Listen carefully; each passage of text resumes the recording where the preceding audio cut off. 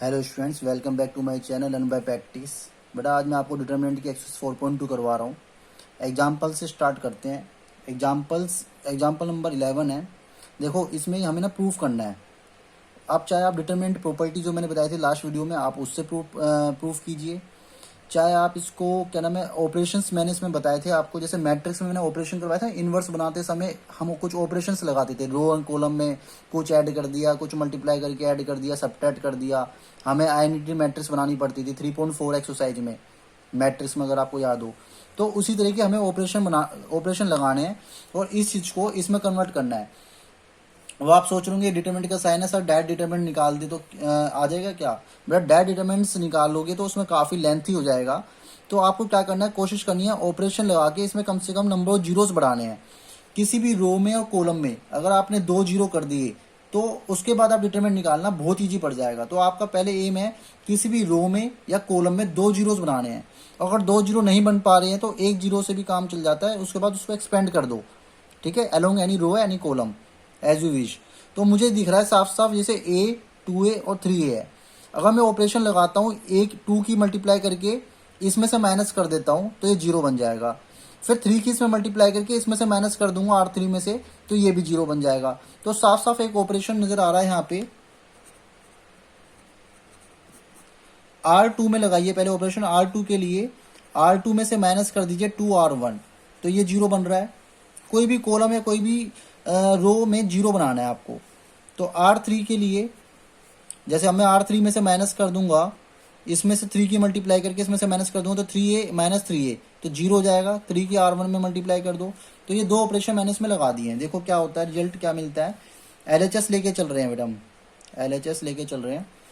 तो a तो ये बचा, ये भी a प्लस b बचेगा। R1 में तो कोई फर्क नहीं पड़ेगा, R1 तो सेम ही रहेगा। तो R2 में से ये माइनस करा, 2 की मल्टीप्लाई करके जी बन गया जीरो।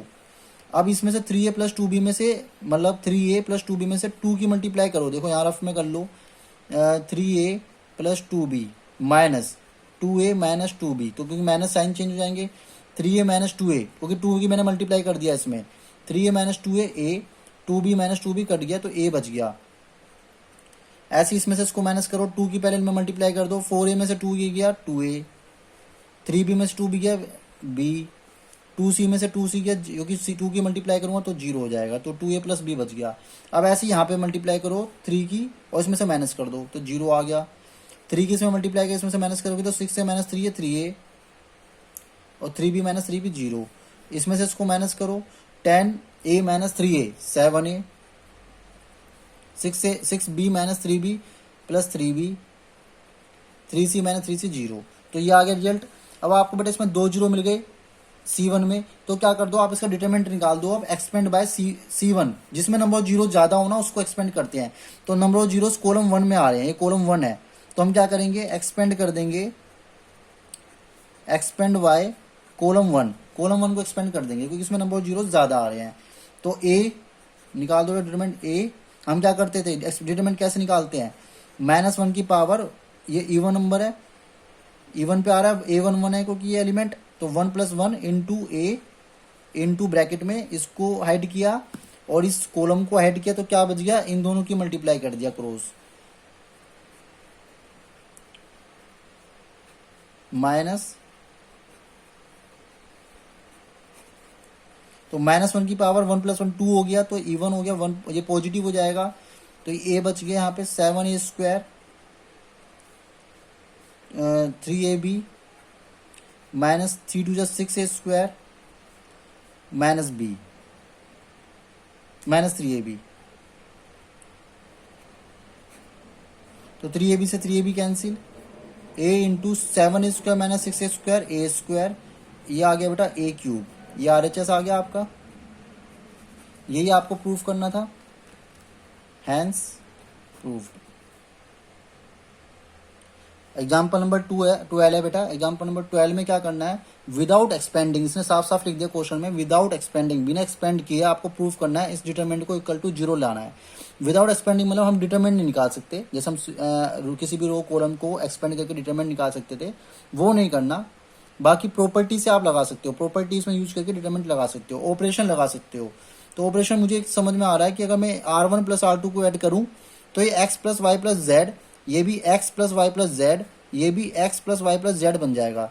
तो ये ऑपरेशन समझ में आ रहा है। अभी तो मुझे R1 प्लस R2 कर दो, तो आपका ये बन जाएगा X plus Y plus Z, X plus Y plus Z, X plus Y plus Z, Z ऐसी रहने दो, एक्स और वाई 1 1 1।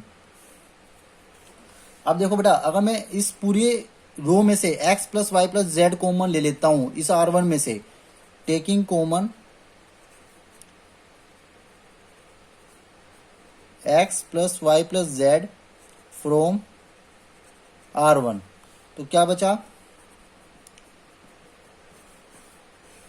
यहाँ 1 बच गया, यहाँ भी 1 बच गया, यहाँ भी 1 बच गया, ये z, ये x, ये y, ये भी 1, ये भी 1, ये भी 1। अब आपको एक प्रॉपर्टी बताई थी, बाय प्रॉपर्टी 3।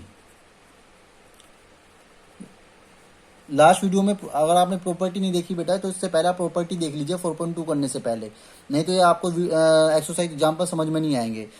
अब देखो R1 और R3, मैंने उस प्रॉपर्टी में बताया था कि जब कोई भी दो रो या दो कॉलम आइडेंटिकल हो, मतलब सेम हो, तो उसका डिटरमिनेंट क्या हो जाता है, 0। तो x plus Y plus Z into 0, तो डिटरमिनेंट हो गया विल बी 0। ये आपका RHS आ गया, हैंस प्रूव्ड। क्लियर है। एग्जाम्पल 13 बेटा आपको इवेल्यूएट करना है, मतलब डिटरमिनेंट निकालना है इसका डायरेक्ट। तो आप डायरेक्ट एक्सपेंड कर दो, मगर मैंने आपको बताया था कोशिश करो अगर इस तरह के क्वेश्चन आए अल्फाबेट में, तो आप नंबर ऑफ जीरोस बना सकते हो, तो इजी पड़ जाता है एक्सपेंड करना। तो नंबर ऑफ जीरोस बढ़ा दो। देखो ये तीनों में सेम एलिमेंट है, 1 1 1, बहुत ईजी आसानी से बन जाएगा नंबर ऑफ जीरोस। R1 के लिए R1 माइनस R2 कर दो, एंड R2 के लिए R2 माइनस R3 कर दो। तो ये बन गया आपका, ये 0, ये 0, ये 1, ये A minus B, B minus C, C, BC minus CA, CA minus AB और AB।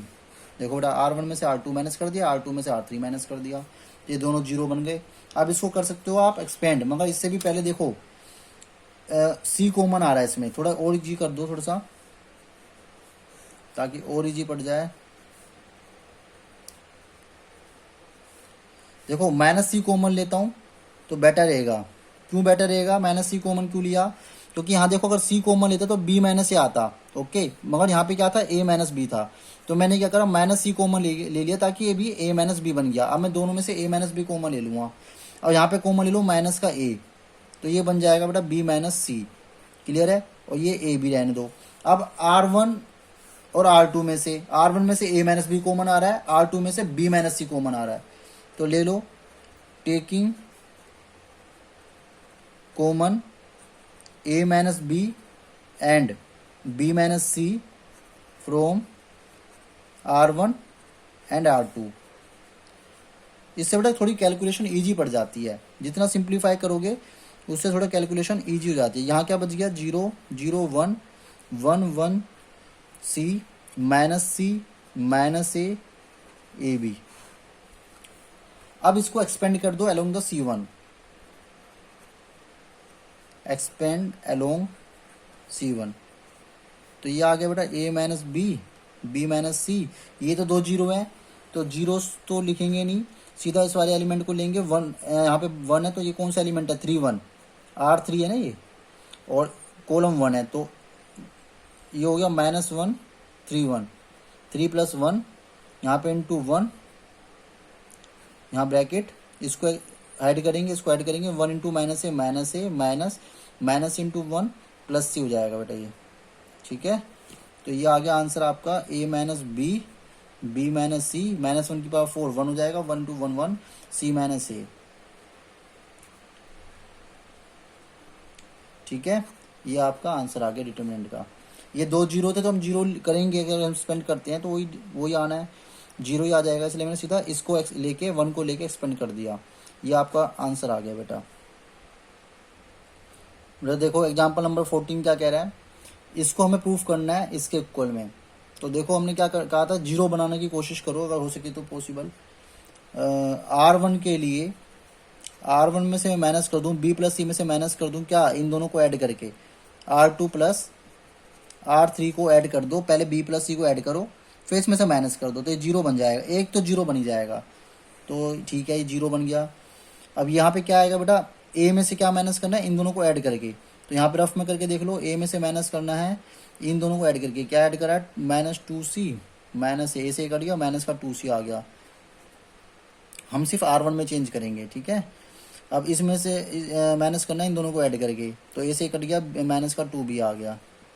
तो यहाँ क्या बच गया बेटा, b c प्लस का a b c c a plus b। Clear है। अब देखो और कोई जीरो तो नहीं बन रहा है, ठीक है। तो हम क्या करेंगे, सीधा एक्सपेंड कर दो C1 को, एक्सपेंड बाय कॉलम 1। अगर देखो 2 जीरो नहीं बन रहे हैं तो जबरदस्ती ना करें, सीधा आप एक्सपेंड कर दें, ठीक है। तो ये देखते हैं आता है नहीं आता। एक्सपेंड बाय C1, तो C1 को एक्सपेंड करूँगा तो ये तो जीरो है, -1 की पावर 1 + 1 × 0, ठीक है। होगा तो पूरा जीरो ही, फिर भी कर दिया मैंने multiply, c + a + b × -bc। तो ये पूरा जीरो ही होगा क्योंकि बड़े पास जीरो आ रहा है, क्योंकि एलिमेंट जीरो था। प्लस माइनस, अब ये देखो -1 की पावर, ये कौन सा एलिमेंट है, 2 1, तो 2 + 1 × b एलिमेंट है ना ये, -1 की पावर 2 + 1 × b। अब इस रो को ऐड करो, इस कॉलम को ऐड करो, क्या आएगा, -2c a + b + +2bc। तो ये आ गया। प्लस अब ये वाले एलिमेंट -1 की पावर 3 + 1 × c, इस रो को इस कॉलम को ऐड कर दो, -2bc आ गया। और ये प्लस -2bc + a। इसको सोल्व करेंगे बेटा, ये तो जीरो है तो ये डिटरमिनेंट तो पूरा, ये पूरी मल्टीप्लाई जीरो से होगी तो जीरो हो जाएगा। यहाँ पे -1 की पावर ओड हो जाएगी, 2 + 1 3 ओड आ जाएगा।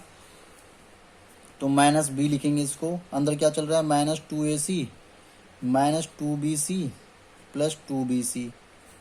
ऐसे ही इसमें -1 की पावर इवन है, 3 + 1, तो यहाँ पे आ जाएगा प्लस का c -2b c + 2bc + 2ab। इस 2bc से 2bc कैंसिल, इस -2bc से 2bc कैंसिल, तो ये क्या आ गया, minus minus plus 2abc plus c की इसमें मल्टीप्लाई करूँगा प्लस 2abc। तो ये हो जाएगा बेटा 4abc। यही आपको प्रूफ करना था, 4abc। देखो RHS में ये आपको लाना था 4abc, ये हमने हमारा आंसर आ गया, हैंस प्रूव्ड। एग्जाम्पल 15 है बेटा, if x y z are different then this determinant will be zero. ये डिटरमिनेंट जीरो के इक्वल दे रखा है। देन शो डेट, आपको ये शो करना है 1 + x y z = 0। तो देखो इसमें साफ साफ एक प्रॉपर्टी नजर आ रही है, x y z x² y² z² 1 + x³ 1 + y³ 1 + z³ = 0। ये गिवन है आपको। तो हम क्या करेंगे, इसमें प्रॉपर्टी लगा देंगे कि जो हमने बताया था, जब दो सम की फॉर्म में तो दो डिफरेंट डिटरमिनेंट बन जाते हैं, उसको सेपरेट कर देते हैं। इसको सेपरेट कर देंगे, एक बार 1 को लिखेंगे इस तरफ, x y z x² y² z² 1 1 1 plus, इसमें प्रॉपर्टी यूज कर रहे हैं बेटा, प्रॉपर्टी बाय यूजिंग प्रॉपर्टी 5। इसमें प्रॉपर्टी 5 यूज कर रहे हैं, प्रॉपर्टी 5, ठीक है। और यहाँ पे आ जाएगा x y z x² y² z² s³ y³ z³। Clear है, = में 0 चल रहा है। अब यहाँ पे क्या करना है, देखो यहाँ पे x y z है, x² y² z² 1 1 1 है।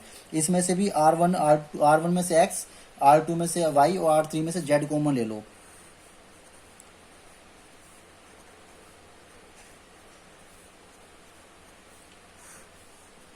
तो क्या आएगा, यहाँ पे x y z आएगा, तो क्या बच गया बेटा, 1 x x² 1 y y² 1 z z², यही बच गया यहाँ पे। तो हमने क्या करा, x कॉमन ले लिया R1 में से, तो यहाँ पे 1 बच जाएगा, यहाँ x बचेगा, यहाँ x² बचेगा। y कॉमन ले लिया R2 में, तो आप लिख लेना यहाँ पे line, taking common x y z from R1 R2 R3 in second determinant. Second determinant ले लिया हमने, यहाँ पे आपको लाइन लिखनी पड़ेगी, ठीक है। तो अब देखो यहाँ भी इन दोनों में डिटरमिनेंट में ज़्यादा डिफरेंस नहीं है, बस यहाँ पे 1 1 इस तरफ है तो ये 1 1 कॉलम 1 में, यहाँ पे कॉलम 3 में है। हमें इसको इस तरह से इंटरचेंज करना है ताकि ये और ये इक्वल हो जाए, ताकि मैं कॉमन ले सकूँ इन दोनों को। तो क्या करेंगे, कॉलम 1 को इसमें, कॉलम 1 को कॉलम 3 के साथ इंटरचेंज कर दो पहले, फिर कॉलम 3 इस तरफ आ जाएगा और ये इस तरफ चला गया, फिर कॉलम 3 को कॉलम 2 से इंटरचेंज कर देंगे। ऐसे इंटरचेंज का साइन होता है। तो अब मैंने 2 बार इंटरचेंज किया। जब मैंने एक प्रॉपर्टी थी, if any 2 row and columns are interchange तो then the determinant will be negative. तो डिटरमिनेंट जो होगा नेगेटिव हो जाता है। तो हम क्या करेंगे, यहाँ पे 2 बार इंटरचेंज हुआ है तो यहाँ पे 2 बार नेगेटिव का साइन आएगा और यहाँ पे स्क्वायर कर देंगे। ठीक है, 2 बार नेगेटिव का साइन मतलब स्क्वायर कर दिया उसको। तो यहाँ पे अब ये चीज यही बन जाएगी 1 1 1 X square Y square Z square plus X Y Z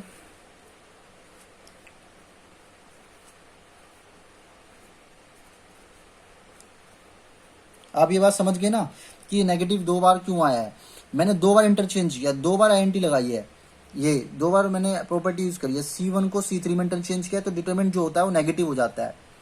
और दोबारा से फिर मैं C2 को जो C3 इस तरफ आ गया था वो मैंने इन दोनों को आपस में इंटरचेंज कर दिया ताकि ये बन जाए पूरा। तो दूसरी बार भी इंटरचेंज किया तो डिटरमिनेंट दोबारा नेगेटिव आएगा, तो नेगेटिव का स्क्वायर हो गया तो ये तो हो जाएगा पॉजिटिव। अब ये दोनों सेम हो गए हैं, इन दोनों को मैं कॉमन ले लूंगा। देखो इन दोनों डिटरमिनेंट को मैं सेम कॉमन ले लूंगा और इक्वल टू में 0 चल रहा है, आपको पता होगा कि आपको इक्वल टू में 0 चल रहा है, गिवन है। तो मैं क्या करूंगा, ये कॉमन ले लूंगा, क्या बच गया 1 1 1 X Y Z X square Y square Z square और यहाँ आ जाएगा 1 plus X Y Z equal to 0। देखो यहाँ पे अगर मैंने कॉमन लिया तो यहाँ तो बच गया 1 और यहाँ क्या बच गया बेटा, एक्स वाई जेड बच गया इक्वल टू में 0। ठीक है, अब इसको डिटरमिनेंट को एक्सपेंड प्रॉपर्टी यूज ऑपरेशंस लगाएंगे। 2 0 बना सकता हूँ मैं यहाँ पे। R1 के लिए R1 minus R2 and R2 के लिए R2 माइनस R3। तो ये हो जाएगा आपका 0 0 1 x minus Y Y minus Z. X R1 में से R2 माइनस कर रहे हैं तो x माइनस वाई हो जाएगा, यहाँ y माइनस जेड हो जाएगा और ये z बच गया। ये X square minus Y square minus Z square यहाँ बच गया 1 plus X Y Z equal to 0। ठीक है, ये ऑपरेशन लगा दिया। अब इसको करेंगे, यहाँ पे देखो x माइनस वाई कॉमन आ रहा है R1 में, तो X square minus Y square का मतलब क्या होता है, x minus Y X plus Y. तो माइनस वाला टेक कॉमन ले लो,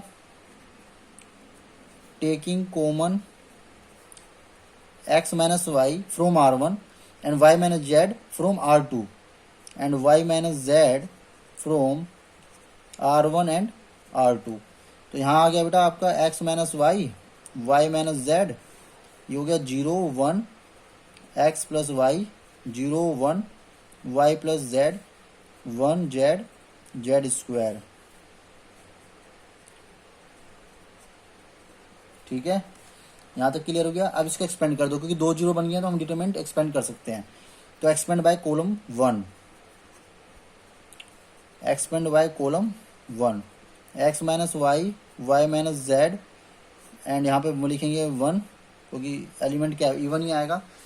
तो मैंने डाइट कर दिया बेटा, यहाँ से इसको इस रो को ऐड करेंगे, इस कॉलम को ऐड करेंगे। 1 into Y plus Z minus 1 into this, तो माइनस एक्स माइनस वाई से वाई कैंसिल, ये आ गया बेटा। यहाँ पे इंटू में चल रहा था 1 plus X Y Z equal to 0।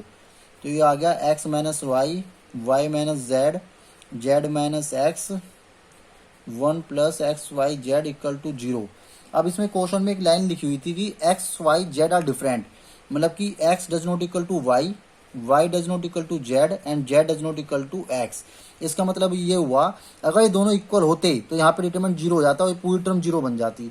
तो इसमें दोनों डिफरेंट हैं, तो इसका मतलब हम ये कह सकते हैं कि इसको अगर मैं पूरे को उठा के 0 में ले जाता हूँ तो हमारे पास क्या बच गया, इस पूरे को मल्टीप्लाई को अगर 0 में ले गया, डिवाइड में 0 के डिवाइड में ले गया तो 0 आ जाएगा। तो यहाँ क्या बच गया 1 plus X Y Z equal to 0 आ गया। ये आपका प्रूव्ड हो गया, यही हमें शो करना था।